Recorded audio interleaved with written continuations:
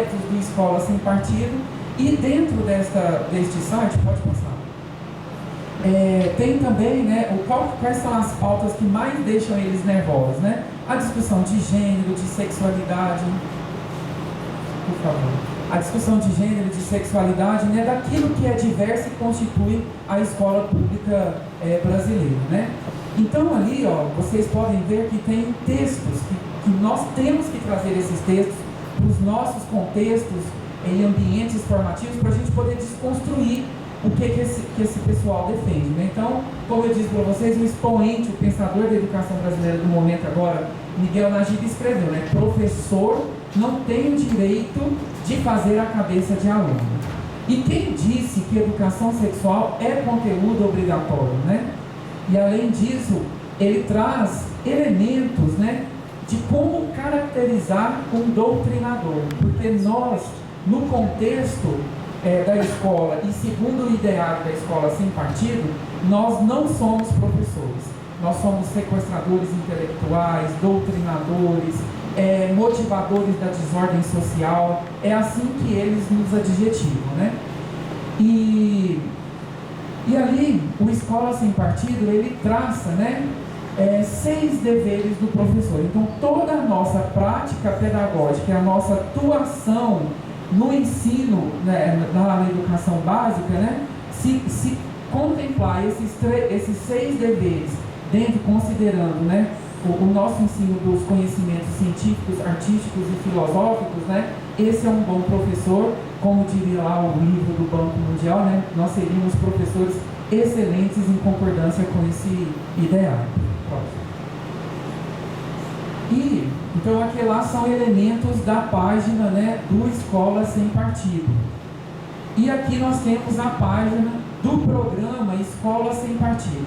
Qual é a diferença de conteúdo dessas duas páginas? A do movimento, ela está mais aberta para, inclusive, receber denúncias. Você pode postar vídeos de professores que supostamente estavam praticando a doutrinação político-partidária, né? Mas a página do programa, ela já é mais organizada no sentido de, naquela aba superior lá, quando você vê assim, ó, PL federal, PL estadual, PL municipal, ali já você encontra as minutas dos projetos de lei para você adentrar as câmaras municipais, né, a Câmara de Deputados estaduais e até mesmo dentro do Congresso Nacional. E aí eles pegam pode passar, por favor, né? Não, volta. Não, é isso aí mesmo. E aí fala assim, ó, você deseja levar o programa Escola Sem Partido para seu estado ou município? É muito simples. E ali eles orientam as pessoas de como fazer isso, os cidadãos, como ter contato com um vereador, com um deputado estadual ou até mesmo com os deputados federais e senadores. Vou perguntar para vocês, tem dado certo? Tem dado certo. O ideário da Escola Sem Partido, ele tem adentrado principalmente as câmaras municipais, né, de diferentes prefeituras. E o caso mais, vamos dizer assim, bizarro, né, foi de um professor, de um deputado, de um vereador lá do estado do Nordeste, de um dos estados que eu não lembro agora, que ele ofereceu, o que fica claro? Fica claro que ele pegou essa minuta do programa Escola Sem Partido e o repórter, quando vai perguntar para ele do que se tratava, qual que era o conteúdo, ele fala, não sei, né? Então, ou seja, eles instrumentalizam as pessoas a mudar princípios, as diretrizes e bases da educação nacional sem se apropriar e discutir a concepção de escola de projeto formativo, de sociedade que esses projetos pautam, né? Pode passar. E o movimento do Escola Sem Partido e seus projetos de lei, o que ele tem arranjado? Ele tem arranjado e colocado contra. Imagina uma arena política e que ali tem dois projetos formativos de naturezas distintas. Um que é um projeto que é de foro particular, que se refere à família, e o outro projeto formativo constituído e posto para a escola pública no nosso cenário brasileiro atual.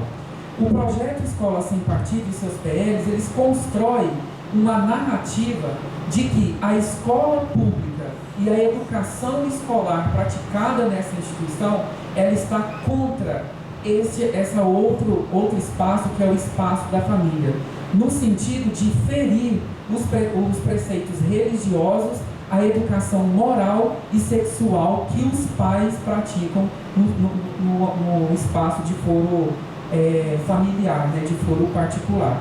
Então, o Escola Sem Partido, juntamente com as suas minutas e seus projetos de lei, tem construído essa narrativa e ganhado adeptos, né, de que realmente a escola ela está atacando o tempo todo, né, os valores e os preceitos morais e religiosos e educação sexual da família. Agora sim, cabe a nós perguntar de que tipo de família eles estão se referindo o tempo todo, né? E aí eu vou mostrar aqui para vocês.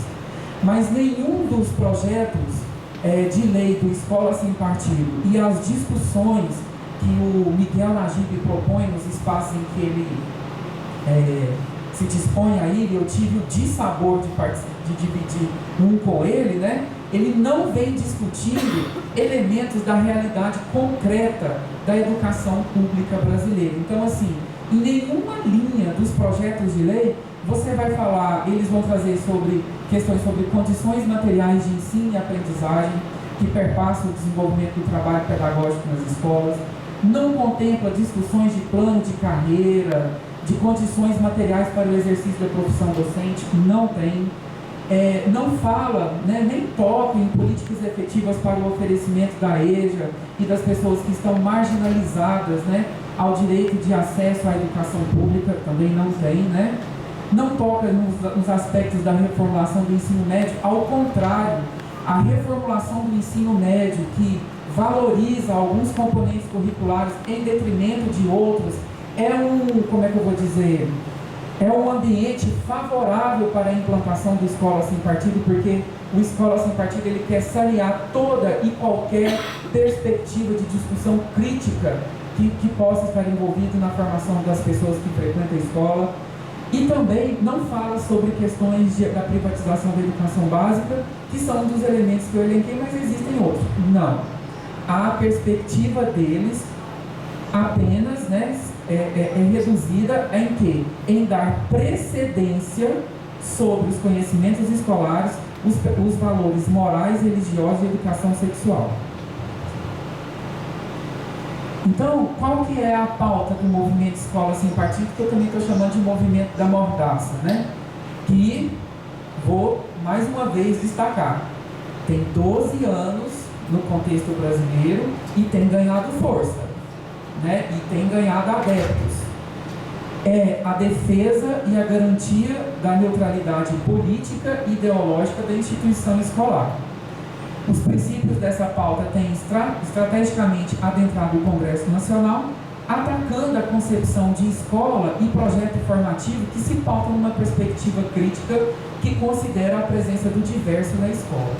Então, toda a discussão que perpassa diversidade na escola, nas entrelinhas dos projetos de leis do Escola Sem Partido, isso ele quer retirar da escola, né? É muito interessante quando a gente pega o projeto que o senador Magno Malta está encabeçando lá no Senado, dentro da justificativa assim, ó, o que eu penso? Toda a concepção de escola pautada, né, e construída e que vem se consolidando a partir da abertura política pós-ditadura militar, né, eles atacam. E aí dentro da justificativa, olha que interessante, eles colocam assim, ó. Aí fala que dentro dessa realidade de doutrinação política, aí sempre é político-partidária, né?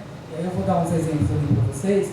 Ele fala assim, conhecida por experiência direta de todos os que passaram pelo sistema de ensino nos últimos 20 ou 30 anos. Olha só o marco que ele coloca e veja bem o marco que eles vêm criticando a uma concepção pedagógica. E isso é somado ainda porque o projeto do Escola Sem Partido, o projeto de lei, ele garante a pluralidade de ideias no ambiente escolar. mas ele retira de todos os projetos de lei a pluralidade de concepções pedagógicas. Então ele quer institucionalizar isso numa lei, né, de não garantir a pluralidade de concepções pedagógicas no ambiente escolar, instalando uma concepção, que é a deles, né? Então aí, só aqui eu trouxe para vocês, né, até com fotografia, né? Eu acredito que eu não estou fazendo nada criminoso, porque são fotografias que estão lá no site da Câmara dos Deputados. Então eu trouxe aqui fazer um exercício de quem é quem nesse jogo do Escola Sem Partido, né? Nós temos aqui o projeto de lei 7.180 de 2014, que está em processo de tramitação, não foi encerrada a discussão, quero marcar isso, né? Do deputado Erivelton Santana, que é muito interessante também, porque eles criticam muito a doutrinação político-partidária, mas os preceitos do Escola Sem Partido estão bem demarcados político-partidariamente, né? Então aqui nós temos o Partido Social Cristão, que na emenda dele quer alterar o artigo 3º da LDB, que discute as diretrizes desse país, quais são os princípios que estão lá, né? E a explicação é: inclui entre os princípios do ensino o respeito às convicções do aluno, de seus pais ou responsáveis. Agora, isso que é o agravante. Dando precedência aos valores de ordem familiar sobre a educação escolar nos aspectos relacionados à educação moral, sexual e religiosa.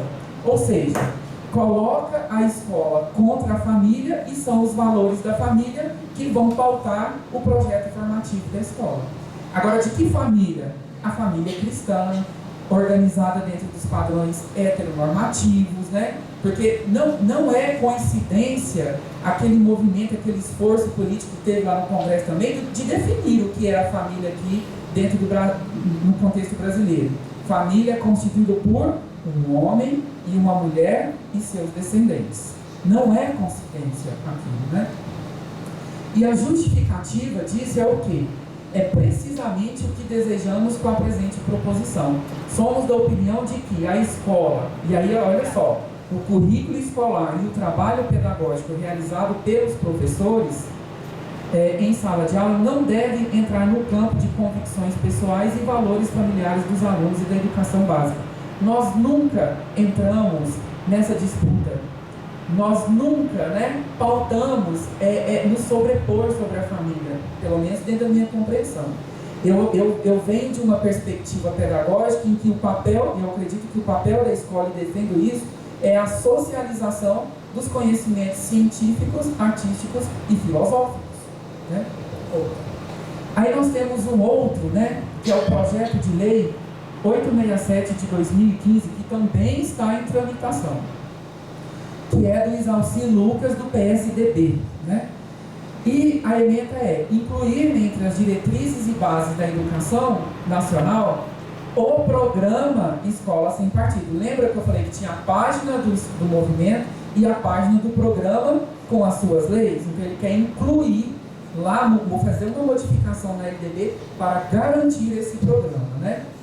E aí eles entendem que é necessário e urgente adotar medidas eficazes para prevenir a prática da doutrinação política e ideológica nas escolas e a usurpação dos direitos dos pais a que seus filhos recebam a educação moral que esteja de acordo com suas próprias convicções.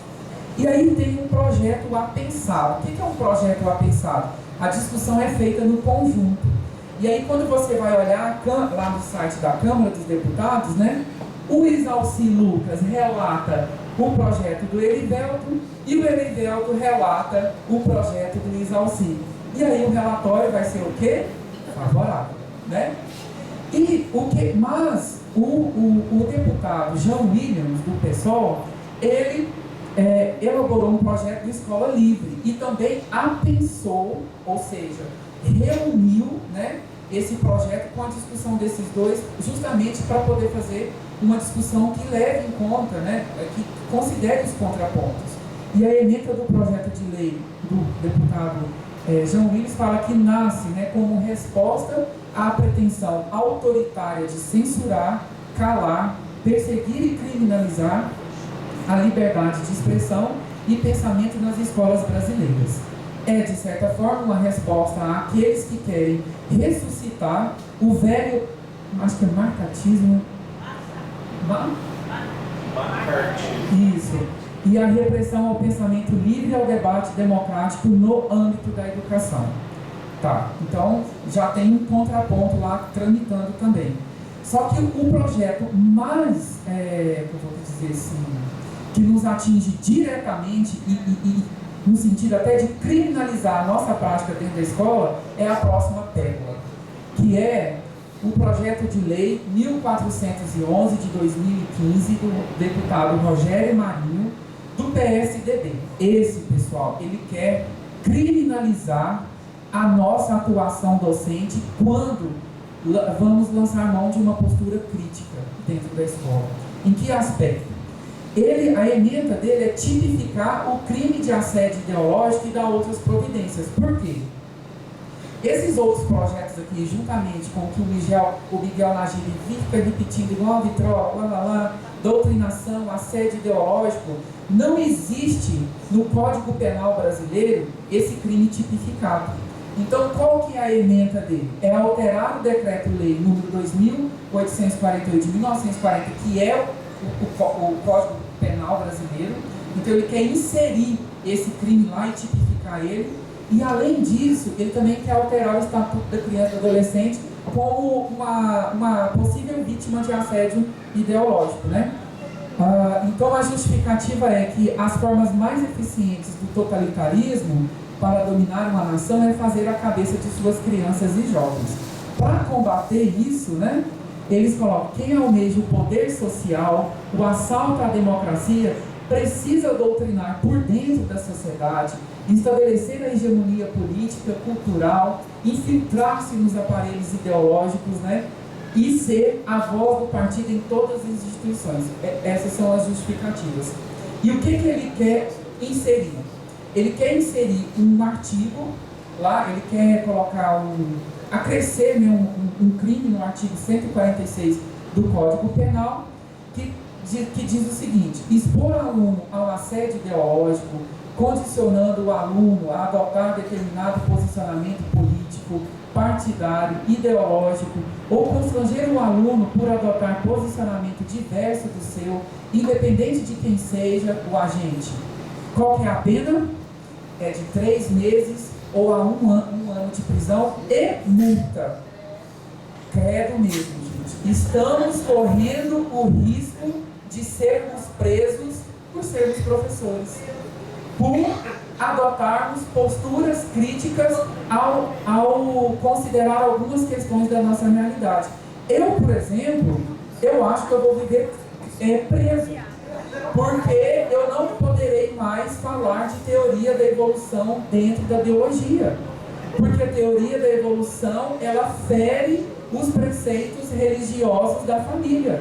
Então um aluno meu fala assim: olha, pai, ontem o professor faz um absurdo lá na escola, ele falou de Darwin para nós, e isso, pai, o senhor sabe, nega a existência de Deus.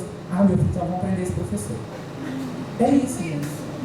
É de rir? É de rir. Mas é sério? É muito sério. É isso que está tramitando lá no nosso Congresso Nacional. Né, regado com champanhe, coxinha, nos intervalos, né? Disso aqui quando tramita. Próximo. E se vocês estavam achando que estava pouco, né?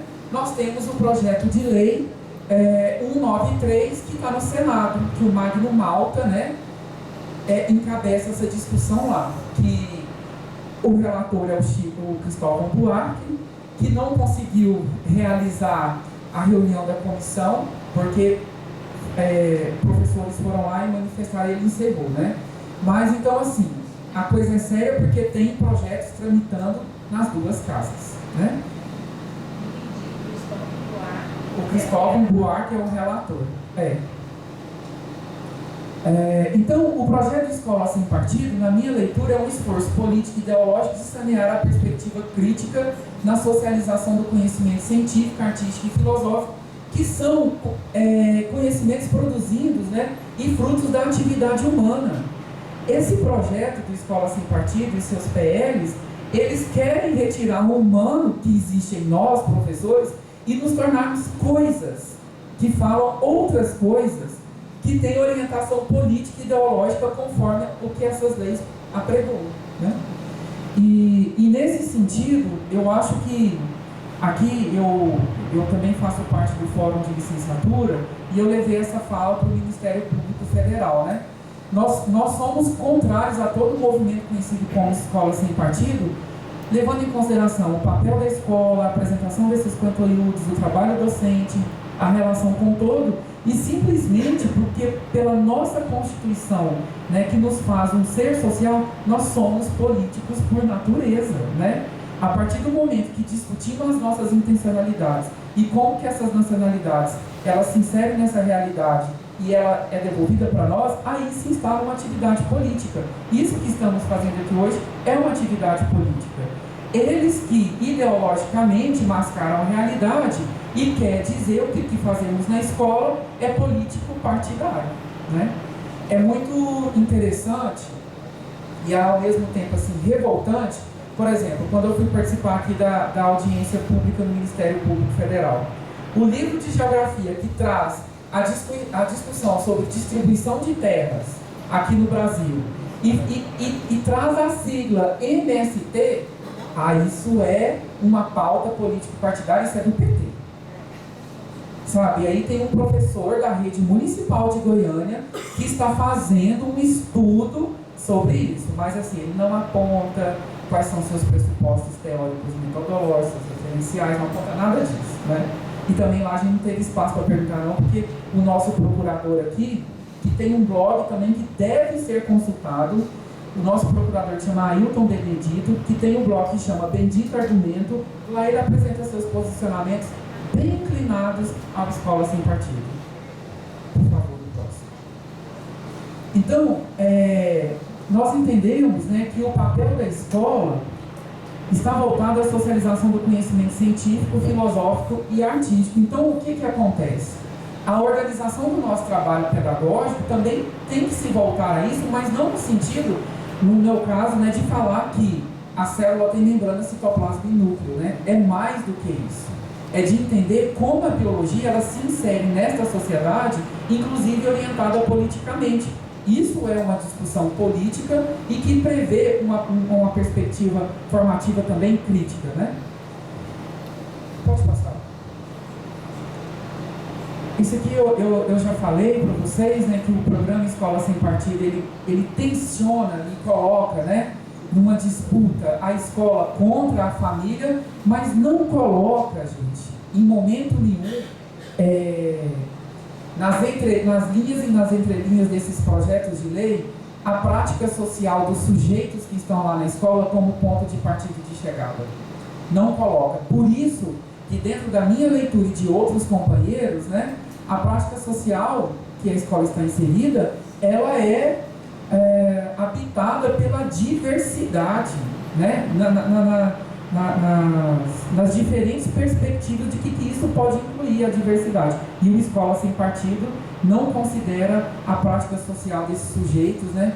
Não considera a discussão de classes, né? Inclusive, tudo que é feito de crítica ao capitalismo também, tem um movimento aí do Escola Livre, que eu nem sabia que em Goiânia tinha, né?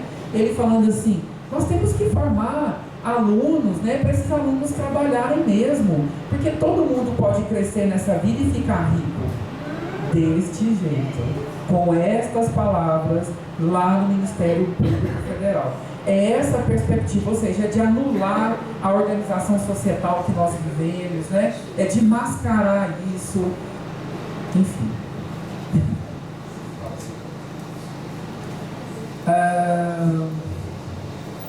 Acho que isso eu já falei também, pode passar. Eu fico atropelando meus slides, né? É melhor fazer sem. Pode passar.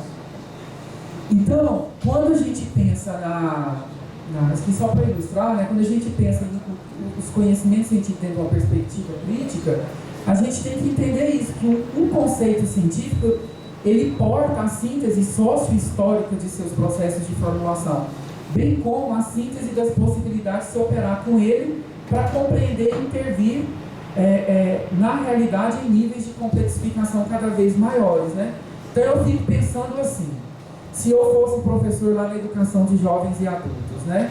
Eu tenho que pensar dentro do meu trabalho pedagógico como que o conhecimento biológico, ele se afastando dentro de uma perspectiva muito utilitarista, mas que ele, como que ele pode proporcionar a esses alunos a ler o mundo e se inserir nesse mundo numa perspectiva diferente.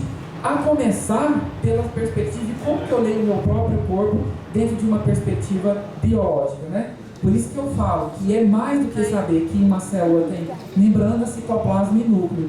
E ao mesmo tempo, é entender que o conhecimento científico, ele também está orientado politicamente. E aí eu trouxe uma figura, né? E aí eu costumo dizer que a biologia ela é a ciência mais da direita possível, né? Porque ela, por muito tempo, ela foi inclusive para justificar diferença de classe, a distorção da discussão do Darwin, né? No darwinismo social veio para isso, né? Embora o Darwin não tenha pautado isso, mas a genética, né? Nos processos de validação da arianização na Segunda Guerra Mundial, então teve um discurso biológico ali. E nós temos que trazer isso para dentro da escola e discutir isso com os nossos alunos, né? Mas de acordo com a Escola Sem Partido, não. Próximo. Bom, aqui, gente, sobre o trabalho docente, é isso aqui que nós temos que abrir os olhos e os ouvidos, né? Porque dentro da Escola Sem Partido nós somos caracterizados como impositores, doutrinadores, manipuladores, incitadores do ódio, sequestradores intelectual e incitador da rebeldia juvenil, porque nós que pautamos, né, os movimentos estudantis que estão colocados aí, né? Nós não organizamos movimentos ordeiros como o de ontem, né? Nós estamos envolvidos no movimento que eles crucificam, né? O trabalho do professor, e aí dentro da nossa perspectiva, envolve o conhecimento a ser ensinado e a prática social no qual os alunos e a escola se inserem. Mas a Escola Sem Partido anula isso, né? E aí é muito interessante, mas eu já até falei isso aqui para vocês, né? Que dentro do PL 193, que é o PL do Magno Malta, que está aqui a cópia, que é um projeto de 10 artigos apenas, né? Lá, ele garante o pluralismo de ideias, mas não se atenta à Constituição Federal, que também garante o pluralismo de concepção pedagógica. Então, seria essa omissão neutra nos sentidos políticos e ideológicos? Eles simplesmente foram displicentes e não se atentaram às diferentes concepções pedagógicas lá na escola? Eu penso que não, né? Lá eles também caracterizam que os nossos alunos, na relação professor-aluno, os alunos eles sempre estão numa relação de vulnerabilidade com a gente, em que o aluno é a parte mais fraca, né? E aí eu fico pensando, a discussão que Paulo Freire traz para nós, tem isso daqui, é uma pauta de discussão do Paulo Freire que critica isso ao longo de toda a sua obra, né? Então, lá no Ministério Público eu também falei isso, eu falei, olha, essa pauta também é nossa, inclusive as concepções pedagógicas mais críticas, né, colocam isso em evidência também, mas só que lá para eles transformam isso, né, e colocam que nós assediamos eles numa relação de poder em que nós imprimimos as nossas ideias nesses alunos, né. Pode passar para frente. E aí, na relação com o todo, eu percebo, né, que o Escola Sem Partido tem duas bases. Uma base que é estrutural, material formativo, e a outra que é político-ideológica, mas isso aí também pode estar entremeados um no outro, né? Então, nós estamos vivendo uma onda de privatização da educação básica, de negação de direitos. Haja visto o que tem acontecido com a EJA, no contexto estadual e nacional, né? A reforma do ensino médio e a erosão da profissão docente que tem sido constantemente atacada, né, seja no contexto local, nacional, e é pautada pelos os organismos internacionais, ONU, Unesco, Banco Mundial, né, que tem como alvo assim, também o professor e a sua prática pedagógica no contexto escolar.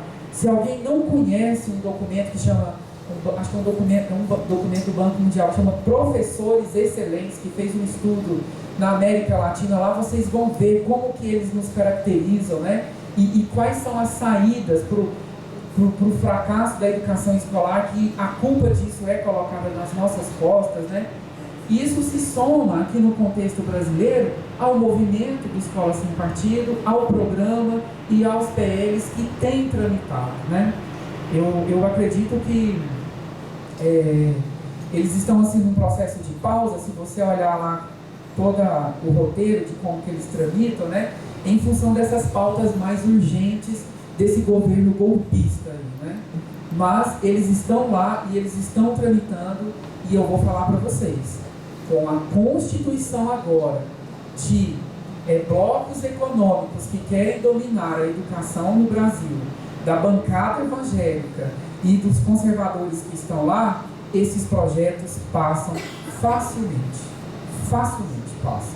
Então nós temos que nos apropriar do conteúdo desses projetos, do conteúdo do programa, do conteúdo do movimento, se apropriar dos seus argumentos e contra-atacar, e defendendo uma postura e uma concepção pedagógica que construindo ao longo desses 20, 30 anos. Né? Próximo. E aí, eu entendo que a onda de privatização da escola pública luta pela autonomia gerencial absoluta do que é público, e aí, aqui no contexto local, né, as OSs, elas vêm com isso muito bem marcado, e o projeto Escola Sem Partido tem como alvo a autonomia intelectual do docente, para desumanizá-lo, para transformá-lo em coisa que deverá pautar suas práticas docentes em fundamentos que se distanciam de uma abordagem crítica do conhecimento científico, artístico e filosófico, que estão envolvidos num projeto formativo que tem como objetivo humanizar esses sujeitos. E a humanização desses sujeitos passa pelos processos de apropriação de tudo que foi acumulado, né, historicamente, ao que diz respeito ao conhecimento científico, artístico e filosófico. E eu encerro a minha fala abrindo, deixando as questões para depois, né? Eu acho que já vou deixar uma questão aqui de como que nós deveríamos pensar, ou então pautar essa discussão do Escola Sem Partido, considerando a nossa prática na EJA e considerando